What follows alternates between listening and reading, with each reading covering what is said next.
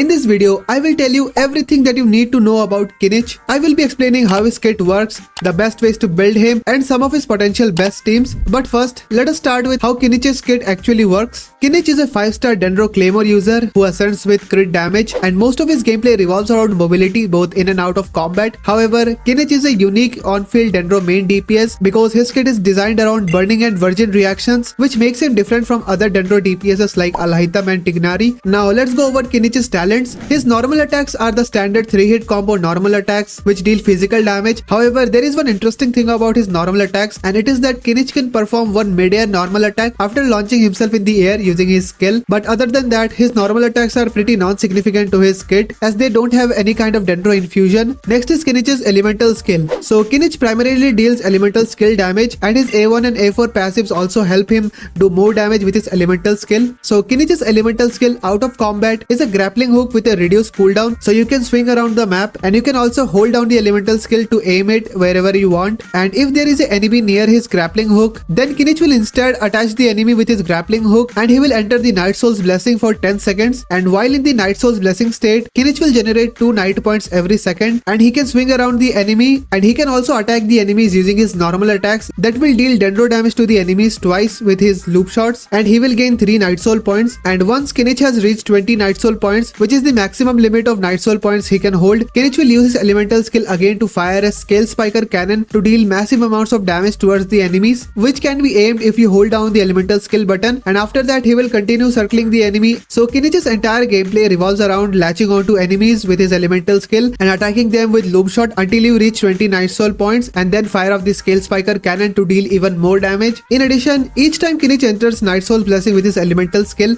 it will generate a total of 5 energy particles. But there are 3 other parts of Kinich's kit that enhances his elemental skill. First is, after Kinich fires his Scale Spiker cannon, he creates a field which is called a dead zone. When Kinich enters the dead zone, he gets 4 Night Soul points. Second is Kinich's A4 passive, which increases the damage of his Scale Spiker cannon after the party triggers Night Soul burst. And Kinich's Scale Spiker cannon has a very high multiplier, which makes this passive pretty valuable. However, at this moment there are not a lot of Natlan characters, so to get the full value of his A4 passive, we have to wait for other new Natlan characters to come out who can trigger the Night Soul burst effect pretty frequently, and as a result you can only get 1 stack of this buff per rotation until future Natlan characters are released. And Kinich's Ascension 1 passive is his most important talent, so when any enemy is hit by any attack of Kinich's elemental skill, they will enter the Desolation state, and while the enemies are in this state, if the enemies take damage from burning or virgin reaction, Kinich will gain 7 Night Soul points. So this is a huge source of Night Soul points, and getting Night Soul points is important so that Kinich can fire his cannon shot skill as many times as possible. Next is Kinich's elemental burst. Kinich's elemental burst is pretty simple. Kinich summons Ajo to rain fire onto the enemies, and it just does damage, and this works similar to Navia's burst, so you can just switch out and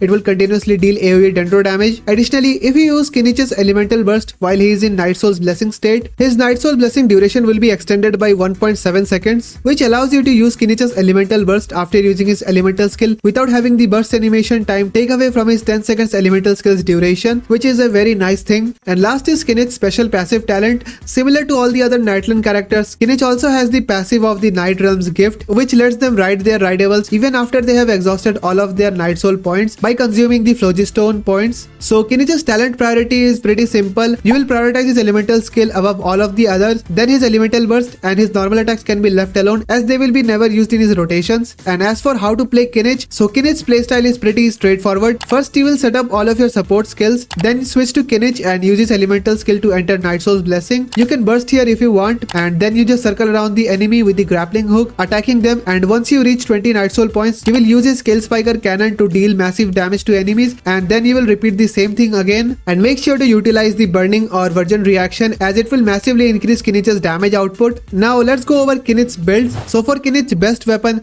it will be his signature weapon, Fang of the Mountain King. This claymore has the highest base attack out of all of the claymores, as well as a little bit of crit rate, and the passive is designed for Kinich, which will increase his elemental skill and elemental burst damage by up to 60%. But aside from his signature, there are 2 other claymores which are pretty good for Kinich, but not to the extent of his signature, and they are the Verdict and the Beacon of the Reed Sea. And if you have nothing else, then the Wolf's Gravestone is also a decent choice because of the sheer amount of attack it provides. As for 4-star weapons, his best option will be the Serpent Spine, which is generally the best 4-star DPS claymore for anyone. But the new Natlan craftable weapon Earth Shaker is also very good on him. Once you refine this weapon to R5, it gives a total of 32% elemental skill damage increase, and if you don't have access to any of these weapons, then any weapon with a good amount of attack will do. And if we talk about Kinich's best artifact set, then it will be the new artifact set, the Obsidian Codex. This set gives a flat 15% damage increase, and it gives free 40% crit rate with its 4-piece passive to all of the Natlan characters. So Obsidian Codex will be his best in slot artifact set, but aside from Obsidian Codex, there are other artifact sets and mix and match 2-piece sets that will also work. Deepwood Memories is also a good set for Kinich, but I would highly recommend you to use Deepwood Memories on any other support characters, as the Deepwood Memory does decrease the Dendro resistance by 30%, but using this set on a DPS is kind of a DPS loss, so I would recommend you to use this set on a support character and use any other set on Kinich, or you can use the Golden Troop, which gives a lot of elemental skill damage, but this set will be better when equipped to a character who is mostly off-field. And the Unfinished Reverie can also be a good set for him, as this set provides 18% attack and also a damage increase up to 50% if there is a burning opponent nearby. So this set synergizes pretty beautifully with Kinich's kit. So in my opinion, Unfinished Reverie will be Kinich's second best artifact set, and any of the 2-piece mix and match setup of Dendro damage, attack percent and elemental skill damage will also work. And as for Kinich's artifact stats, they are pretty straightforward. You will want a attack percent sands, Dendro damage bonus goblet and a crit circlet, and for substats, focus on crit rate, crit damage, then attack percent, then some energy recharge. And as for Kinich's energy requirements, so Kinich mainly relies on his elemental skill, and he does not specifically rely on his elemental burst, so his elemental burst is not very important for his kit to work. So even if you have low energy recharge, it shouldn't matter. Just get enough energy recharge so you can use his elemental burst every other rotation. And now let's talk about some of Kinich's potential best teams. So I think the team that will be best for Kinich will be Kinich, Emily, Bennett, and any other off-field pyro applicator like Shangling or even Dia because of the pyro resonance. This team will perform very good, as there is Bennett who will boost the attack of both Kinich and Emily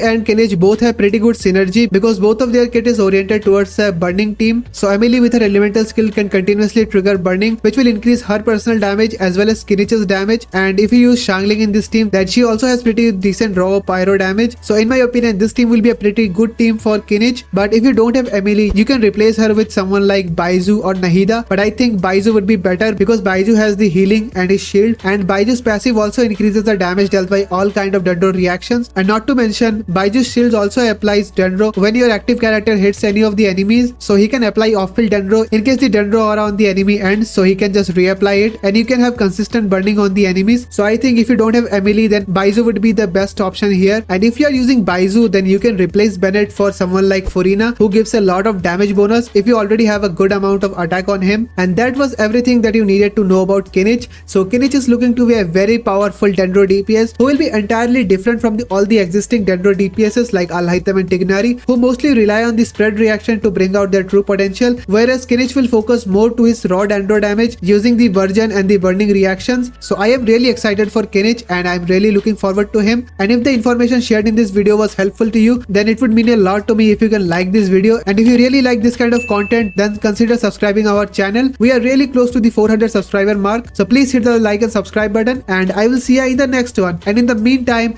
check out everything that you need to know about Silonen by watching this video.